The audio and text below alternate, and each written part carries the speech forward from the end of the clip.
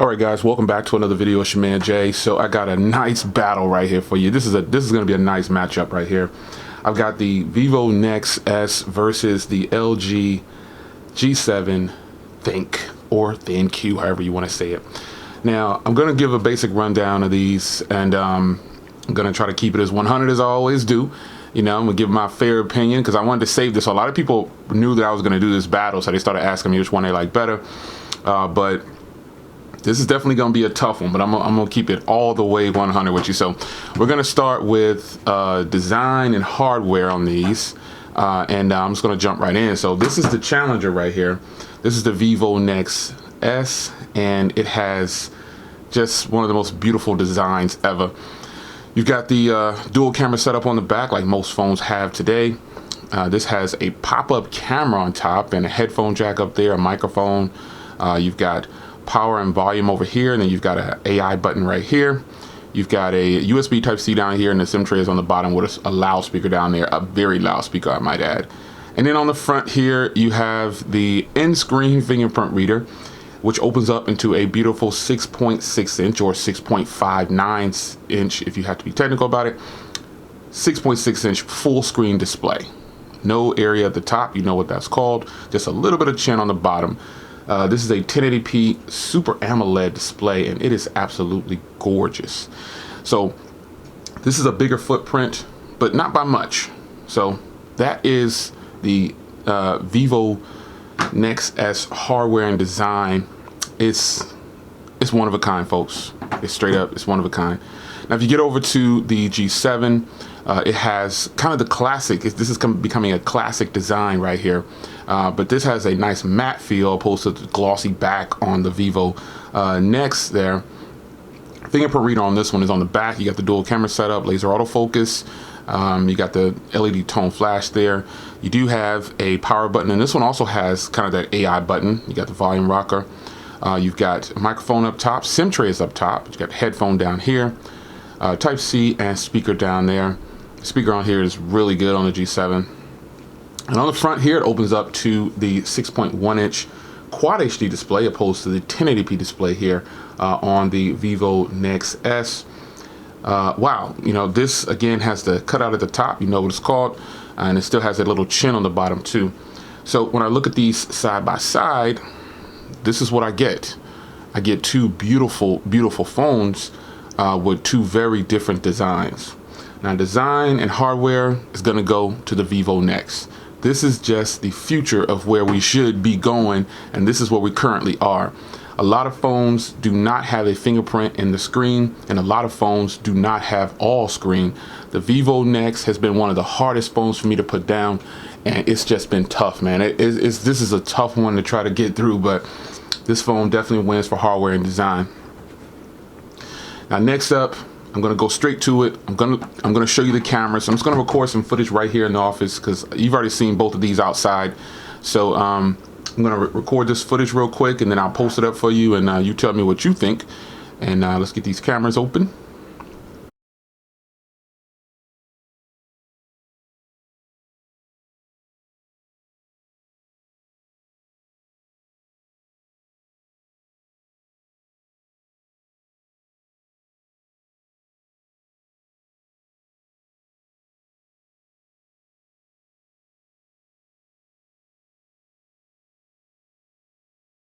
All right, now here's the G7's camera, and here's the Vivo Nex camera. So looking at the viewfinder on these folks, it's clear to me that the G7 front camera cannot match the Vivo Nex front camera. It's just that's just what it is. The Vivo Nex just has one of the best front cameras ever. And the G6 has a decent camera too, but compared to the Vivo Nex, I mean, look at the quality I'm getting here. All right, so there you have it, man. The G7 has fantastic rear cameras. There's not a lot of phones out there that can touch this phone when you're doing manual mode and everything. But the front camera, you know, my personal opinion is the Vivo Nex is just one of the best front cameras I've had in a long time. The U11 and the U12 murder every phone, so I'm gonna have to put this phone up against the U11 because I don't have the U12 anymore. But I give the front camera to the Vivo Nex. And I mean, just look, you saw the quality. You tell me what you think. I give the front camera to the Vivo Nex though, and I give the rear camera to the G7 for sure. But personal preference. You tell me what you think. I think the Vivo Nex is good. Like it's close in quality to the G7. It just doesn't record in 4K at 60 frames per second. So I had to do the G7 in 30 frames per second. But the G7 wins that battle to me because I can adjust. I can do everything. I can adjust the gain on here. But you know, side note, the Vivo Nex, the cameras are just good all the way around, man. Like the more complete setup. So if I had to just pick one set of cameras, I still had to take the G7 as much as I like the Vivo Nex because of that rear camera. It's like a content creator's dream, man. So cameras is kind of a split decision for me. Now let's go to screens. This is a Quad HD display, LCD panel. You know what I mean? This is a Super AMOLED display. And man, when I'm telling you, this screen is just so gorgeous, man. The photo that you're looking at came off of the G7. So even though I ported it over to this phone, it still looks awesome. I think it gives a little bit more detail. It's almost too punchy on the G7 now that I have it next to an actual Super AMOLED display. But the screen on this thing is just absolutely gorgeous. Viewing content, viewing angles. Obviously, I'm getting a bigger screen on a not so much bigger device. I mean, these are pretty much, it's just a little bit bigger, but I got all screen over here. So the Vivo Nex is taking advantage of that. So the screen definitely goes, for me, the win goes to the Vivo Nex. I mean, who wouldn't want all screen? You know what I'm saying? Like, who wouldn't want that? You know, the quality is off the charts right now. So it's 1080p Super AMOLED versus this Quad HD LCD display. I mean, it's not that it's Quad HD or 1080p. It's just that I like this screen better. I mean, again, who wouldn't want all screen? That's just crazy right there. Like that's fantastic. Up to the edges, man. It's beautiful, man. It's beautiful. Viewing videos on this phone is definitely more immersive than viewing on the G7. You know, it's not to say that the G7 has a bad screen, but when I put it next to this phone, which screen do you like? I mean, honestly, which screen would you take? Would you take this full screen, or would you take this one with the little air? You know the name of it. Yeah. Now, performance. These both have the Snapdragon 845, but the Vivo Nex has 8 gigs of RAM opposed to the 4 gigs of RAM on the G7. And in my day-to-day task, man, the Vivo Nex is just a blazing fast phone, man. I mean, the 8 gigs of RAM just coupled with this thing is absolutely fantastic, man. I just don't have an issue with it. It's really fast, man. I can tell the difference comparing to and it could be this. Now, this is FunTouch OS 4.0. I'm running the Pixel launcher on here, but I took it off to make it a fair comparison because I'm not running any launches on here, and I've been running this like this for the last 48 hours. So I mean, this FunTouch OS is fast, man. You know, it's not a bad OS at all. It's just like having the same. It's the same thing. The only difference is you swipe up from the bottom to get to your control center, and then other than that, the notifications come from the top. So it's the same thing. I don't know how a person could not like the FunTouch OS. But there's every now and then for the G7, when I put it next to it, it just seems like it's just a little bit slower. But again, 8 gigs of RAM compared to 4 gigs of RAM, it's probably going to be that way. So performance is not really a wash. I give the win to the Vivo Nex. Now, here's where the Vivo Nex just crushes the G7 because battery life. Now, this has a 4,000 milliamp hour battery inside. This has a 3,000 milliamp hour battery inside. I get 5.5 to 6.5 hours of screen on time with this phone. With this phone, I get 8.5 to over 10 hours of screen on time. And it's just no getting around that, man. The Vivo Nex has the better screen, the better battery. I'm still hot on that screen. The Vivo Nex has the better battery. There's no other way. They both can go all day, but this phone can go a little bit longer and get more screen on time. Now, obviously, that's because I have a 4,000 milliamp hour battery. But to be fair, my Galaxy Note 9 has a 4,000 milliamp hour battery, and it got the same battery life as the G7. So that gives some measure of how great the G7's battery is. I mean, 5.5 hours to 6.5 hours of screen on time, coupled with over a day off the charge, like a full 24-hour cycle. That's fantastic. That's what I look for in a phone. So this phone right here, though, man, I easily pushed up 8.5 hours on every charge. Easy. I'm gonna switch it to the other launcher real quick, because I can't get to the battery. I can't get to the battery stats for the shortcut from here. So I'm just gonna switch it real quick, and then I'll switch it back. Go into battery.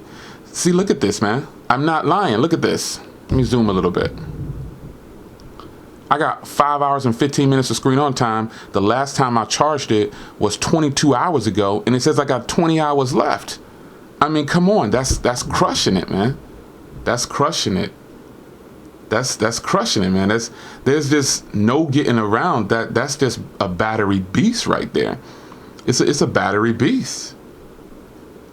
Can't sleep on it, man.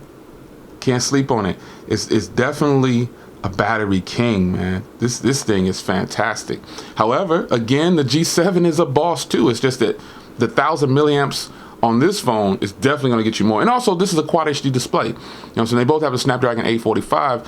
I mean, but this is a 1080p Super AMOLED display with 8 gigs of RAM and a Snapdragon 845. So, you know, you tell me. You know what I'm saying? Obviously, this one should get better battery life. It should.